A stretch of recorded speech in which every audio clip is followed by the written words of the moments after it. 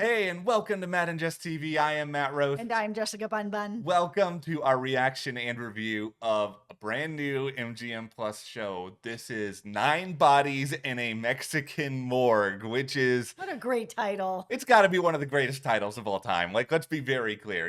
One of the things that we complain about sometimes is that there are titles that are very vague. Nobody's going to understand. We can call this the Before on Apple TV Plus phenomenon, where everybody was like, what is this about? Well, even From, which is one of our favorite shows. We love that show. We cover it here. We love MGM Plus. That title, guys, like it is so unsearchable. Yeah, this is coming a little bit more from the snakes on a plane phenomenon of you're learning exactly what this show is about just from looking at it. There are 9 bodies that are in this Mexican morgue. How did they get there? Who is still perhaps alive and who is causing all of these bodies to be there? Yeah, this show, if you are looking for a really fun mystery, this is the show for you. And right now it's being billed as a limited series.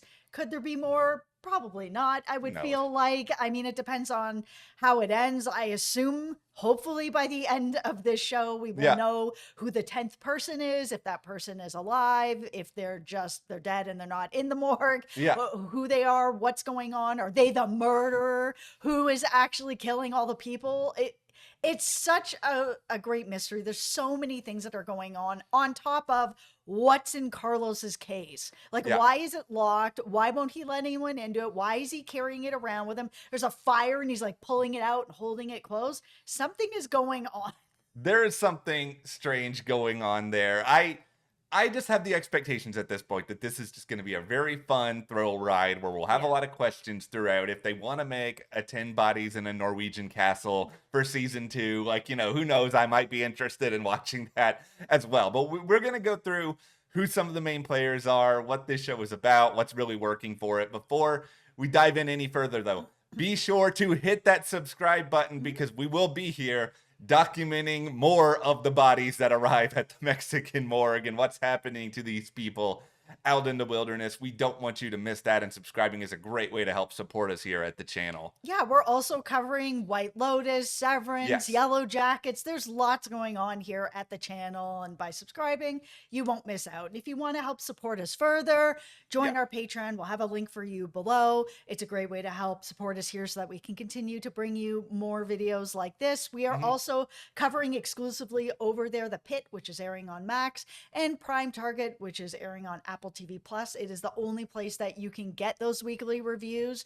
2 reviews twice a week. So yeah, check that out. All right, well, let's just start here with a little bit of table setting, because I know what happens sometimes with this MGM Plus shows is that they don't get really extensively promoted, and so there's probably some people out there who don't even know what this show is about. So yes, the title does indicate a good bit of it, but where we are before these bodies arrive at the morgue is that we have a number of passengers that are on this flight that's going from Guatemala up to Houston. And in the tradition of so many other shows that we apparently like and or cover, whether it be Lost or Yellow Jackets, this plane ends up crashing with these people on board. And there are 9 bodies who die, but there's one person who dies pretty much immediately, and that's sort of the jumping off point to everything else. Yeah, there's 8 passengers. There was 1 flight attendant who is the person that we've lost already, and then there's the pilot who we lose by the end of the episode. I gotta say, one of the things that I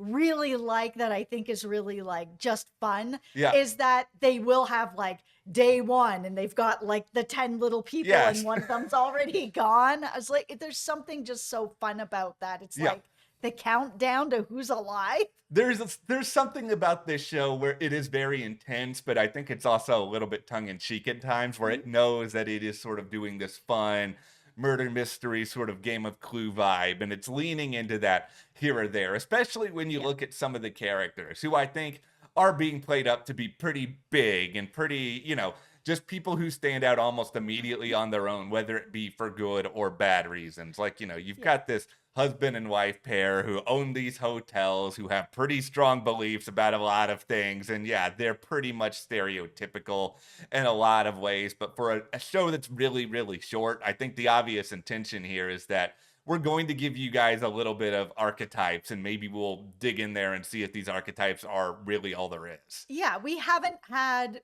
enough time to really get to know anybody, really. Yeah.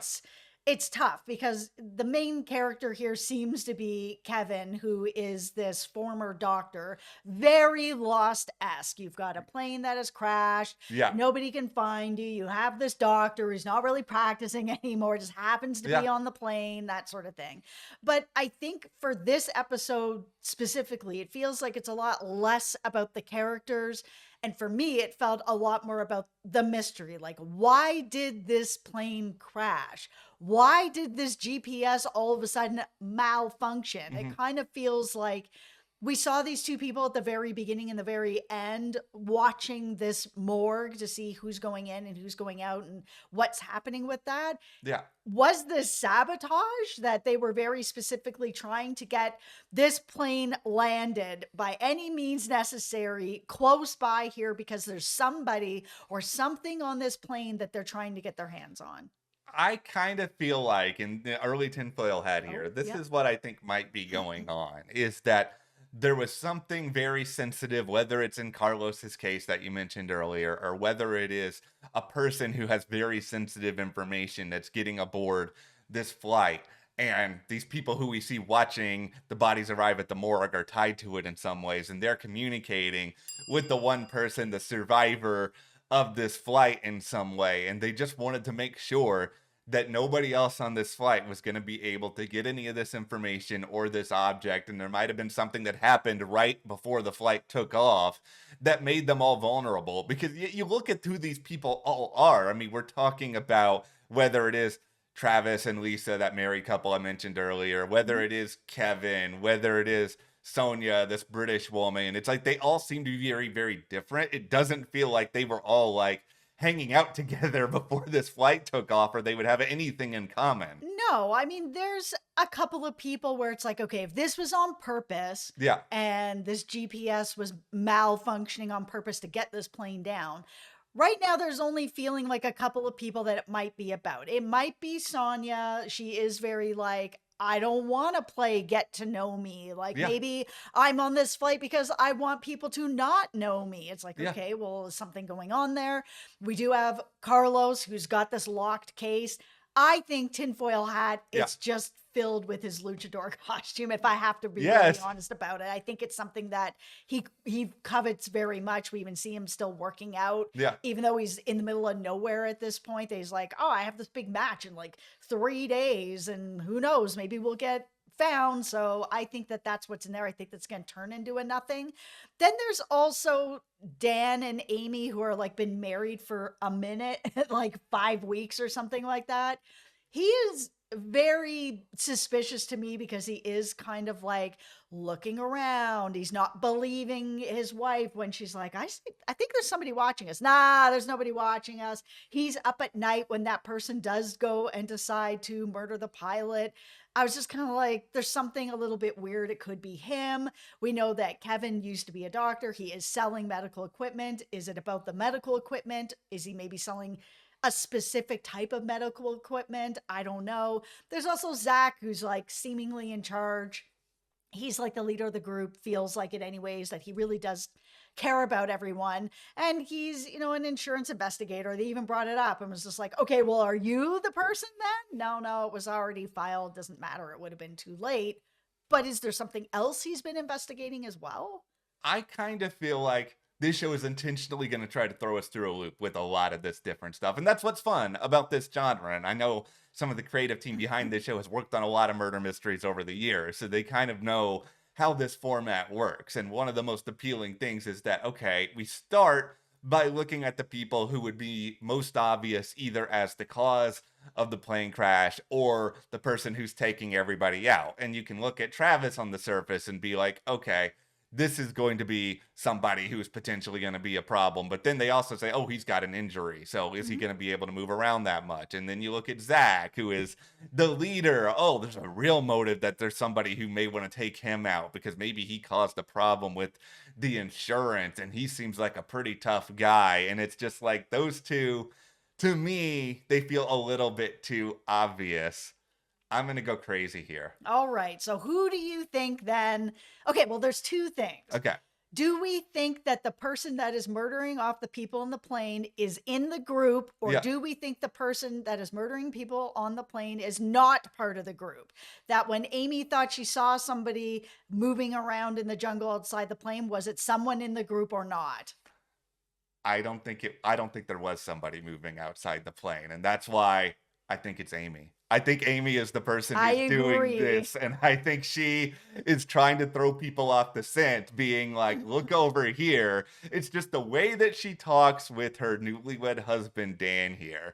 She comes across as very deferential at times. She wants him to feel good. She wants him to feel empowered. I think she's very much of this type where she wants to be this really sort of unassuming person, and she's taking this on really, really well. I paused quickly that scene kind of closer to the end of this episode where we see the undoing of Octavio, the pilot, and whoever is doing all this stuff moving through the woods. They're dressed intentionally, I think, in this really androgynous way where you can't figure out whether it's a man or a woman. I think that this show is just going to try to throw a lot of expectations out the window. And I think that she in particular is somebody who probably got involved with this Dan guy as a part of some larger operation that she's working on with these people who are watching at the start of the show. She probably saw or noticed something that was going to be awry where it made him feel like, oh, she's going to get made over the course of this flight, and this is going to be a real big problem. She probably communicated with her bosses right before they left,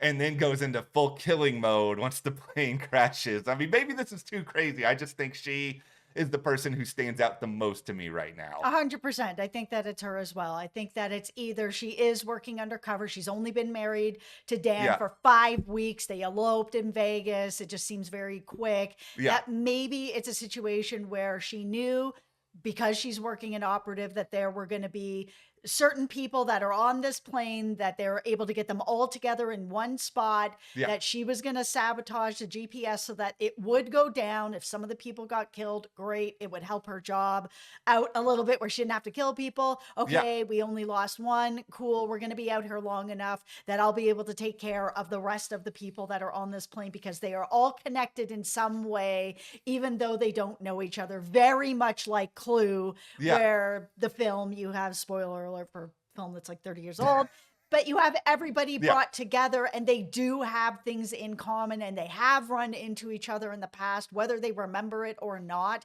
They are all there because there is a connection. And I think that that is the same here. This was very deliberate, I think, to bring that plane down so that they can get rid of the people that are on the plane. And I think she's the last one. Yeah, I think there's just a lot of interesting red herrings that they're already throwing out there with us, such as the job that Zach has, such as that Sonia is really, really mysterious. Or Lisa's trying to go through Carlos's case. Yeah, and I agree with you, by the way, about Carlos's case just being full of like luchador equipment. Because that's what I think. I gotta say, we should all strive to be as passionate about something as Carlos is about luchadoring, where he gives this whole speech in the whole getting to know you, where he is, it is my way of life. It is everything. You see, he's working. I want you to survive, but I don't think you're going to. I think you're going to die. No, it's not Carlos. I feel really deep in my heart that it is not Carlos. Okay. I have a couple other crazy theories, though, that I'm working through with all of this. I mean, we'll go back here to Kevin. I mean, he's Eric McCormack. He's the biggest star of this show by a pretty wide margin. But it is a limited series, so will they kill him off? Sure. They could kill him off. He'll just be near the end. Probably. Yeah, he's not going to go near the end. But it did also kind of make me wonder this question of, we see these people watching the bodies arrive to the morgue, but they don't seemingly know whose bodies they are at this point. Like, they haven't said anything that makes them think, like, okay, we can identify that it's this person, this person, this person. What if Kevin actually survives and the killer he ends up taking out close to the end in order to save himself? So maybe we actually could have a happy ending at the end of this weird show. Yeah, I mean, it's of course possible that we could have a happy ending, but I mean, it is called 9 Bodies in a Mexican Morgue. I'm assuming we're not going to get a happy ending, and that maybe there's going to be something that's a a little bit deeper, like whoever this is on some sort of operative, and that, maybe they're gonna get it completed. Maybe we're gonna learn that Yeah. all these people that are there deserve what they get, and that they're all kind of terrible people that have done terrible things. The other question is really, why do you people need to see these bodies arrive at the morgue? Are you there to retrieve the bodies? Are you trying to make it all disappear so that nobody ever knows this happened? I mean, maybe they're actually the people that are behind the operative. If there is something like that they're like, okay, do we see, let's say it's Amy. Oh, do we see Amy? Oh no, they're all in bags. Okay, how many do we see? Oh, there's only 9. Okay, so somebody's still out there, that kind of thing. I think they're just trying to get whatever they can get. The thing that's probably working the most for me about this show right now is that there's really no wasted time, and that's very great for a show that is only 6 episodes long, where we're diving into it, we're getting to see the setting, we're getting a little bit of jumping back and forth in time, but it's alleviating one of our bigger frustrations with Yellow Jackets, which is just that we have a whole timeline where we never really quite know what's going on, and it's just we're really focusing in on these people, getting to know them, getting to see the bodies drop, and it feels a little bit, I know this isn't a horror movie, but it feels a little bit like a horror movie in that sense, where everything is kind of moving really rapidly and you don't have a lot of time to think, because if you do take a second to think, somebody's going to come and off you. I just am hoping that they're going to find a way that feels satisfying with not revealing who's in the morgue, because we saw the 2 men sitting there where he was like, look, there's 10 passports. There's 9 people here. Yeah. That means that they can open each passport and open each bag and see who's there. They can figure that out immediately next episode. I don't want to know who's in the morgue. I want this to be an all limited series, season, whatever, where we get to be part of the mystery, and not that it's revealed, oh, it's Amy that's not in the morgue, and then the mystery's more like, well, how is she not in the morgue? I'd rather it be like, who done it? Okay, and even in the midst of all of this murder mystery stuff on the show, I mean, there is also this survival element where you've got a few people who are just sort of like, we're going to get rescued really quickly. It's fine. I don't have to do anything. I can just sit here. And then you have other people who are kind of trying to scramble all over the place. And Octavio's over here like bleeding out. And then you have Kevin becoming a doctor where, he's drinking the vodka and then using it on the patient, which I'm just like, okay, but it's fun for the sake of this show to sort of watch all of this stuff kind of play out. Yeah. And I think that this is I will say this is what's really unique about this particular situation, because we have seen a plane crash in a place where there's nobody and there's a doctor on board. We're talking about Lost. And so, Jack was able to go in and help and save people, even though he wasn't really a practicing doctor anymore. Now we have Kevin, who's like, I'm not a practicing doctor anymore. I haven't even done this surgery that you guys are asking me to do on this pilot. I haven't done it in the jungle. I haven't done it at home in an actual hospital. I have never done it. So when they were really pressuring him to do it, to be like, oh, just try. If you don't try, he's going to die. And Kevin's like, if I do this, he's going to die. Like, I don't really know what I'm doing. It's a guess from my experience, maybe reading books, but it's different to read something than to put something into practice. And he's like, okay, I think I got lucky with it. Maybe this is going to be okay. But it was interesting to sort of see Kevin get broken down throughout the episode, where he, everyone was feeling like he could at least try. This person could live. Like, yes, they could die, but they're going to die if you do nothing anyways. And to actually get to that point where it's like, okay, I'm going to do it. That felt very unique to me, that I didn't really see that before. Typically you see doctors like Jack on Lost who are like, I'm going to get in there. I'm going to do what I can. I'm going to try to save this life. Where you don't typically have a doctor who's like, I'm not going to do anything. I don't feel okay about it.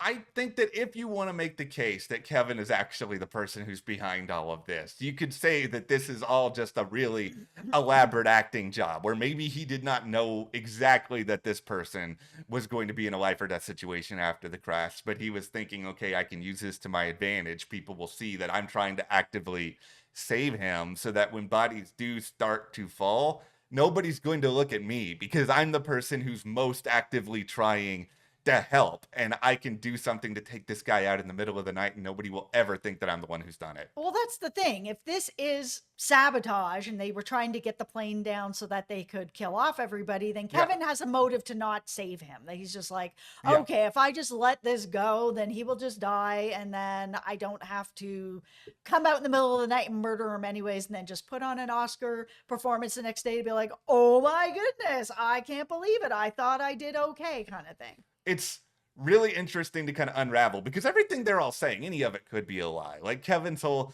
I'm not a doctor anymore. He could still be a doctor. Like, you know, they all have to take each other at their words for this really, really brief period of time, because we know that they're not out there. This is not Yellow Jackets. They're not out there for months on end here. We're talking a little bit over a week based on the timeline that the show has given us. Right.